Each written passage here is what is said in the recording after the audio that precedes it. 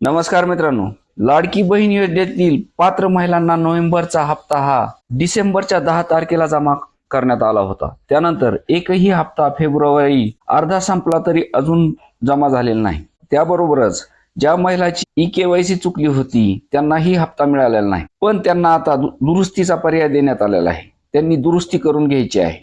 पण ही ई-केवायसी सर्वांसाठी नाही तर फक्त मुख्यमंत्री माझी लाडकी बहीण योजनेसाठी ज्या महिलांनी आधी अर्ज भरलेला आहे त्यात चूक झालेली आहे त्या महिलांना चूक दुरुस्त करण्याची संधी राज्य सरकारने दिलेली आहे. ज्या महिलांचं ई-केवायसी राहिले आहे त्यांना आता ई-केवायसी करता येणार नाही.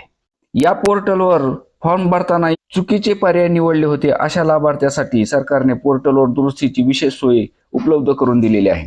त्यामुळे ज्या महिलांनी 31 डिसेंबर 2025 पर्यंत ज्यांनी केलेली नाही त्यांना यापुढे 1500 रुपयाचा लाभ मिळणार नाही.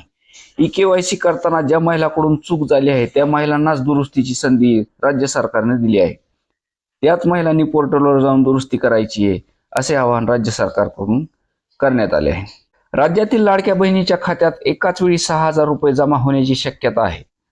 डिसेंबर, जानेवारी, फेब्रुवारी आणि मार्च या 4 महिन्याचे हप्ते एकाच वेळी वितरित होऊ शकतात अशी खात्रीलायक माहिती आहे. नोव्हेंबर महिन्याचा हप्ता डिसेंबर महिन्यात खात्यात जमा झाला होता. त्यानंतर एकाही हप्त्याची रक्कम खात्यात आलेली नाही. प्रत्येक महिन्याच्या 10 तारखेच्या आत लाडकी बहीण योजनेचा हप्ता खात्यात जमा होईल असे सरकारकडून सांगण्यात आले होते. पण लाडकी बहीण योजनेच्या पडताळणीमुळे डिसेंबर महिन्यापासूनचे हप्ते रखडलेले आहेत. नवीन आर्थिक वर्षात रखडलेले हप्ते एकत्र जमा होऊ शकतात अशी शक्यता वर्तवण्यात येत आहे.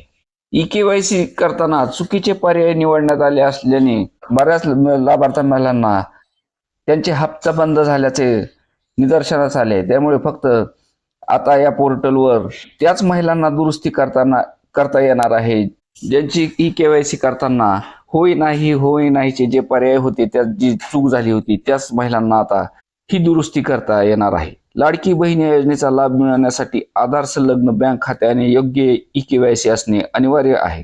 ज्या महिलांचे अर्ज त्रुटीमुळे प्रलंबित होते किंवा ज्यांचे ई-केवायसी चुकले होते त्यांनी तातडीने पोर्टलवर ही प्रक्रिया पूर्ण करणे आवश्यक आहे. अर्जाची दुरुस्ती केल्यावरच तुमच्या रखडलेल्या हप्त्याची रक्कम तुमच्या खात्यात जमा होणार आहे. धन्यवाद.